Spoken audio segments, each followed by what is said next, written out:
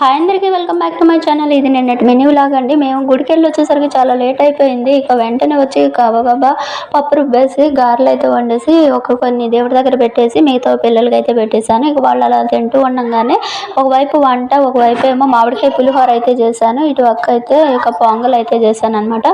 ఇక తినేసి అక్కడ ఒక అరగంట అయితే పడుకున్నాము. ఇక సాయంత్రం బనానా కేక్ అయితే చేశాను. చాలా సింపుల్గా మూడు అరటికాయలు ఒక మిక్సీ జార్లో అయితే వేసుకున్నాను. ఒక కప్పు బొంబాయి రవ్వ, ఒక కప్పు ఏమో పచ్చి కొబ్బరి, ఇంట్లో కొబ్బరికాయలు కొడితే అది ఉంది కదా, అది ఒక కప్పు పాలు పోసి మెత్తగా మిక్సీ అయితే పెట్టేశాను. యాలక్కాయలు కూడా అయితే వేసాను అనమాట.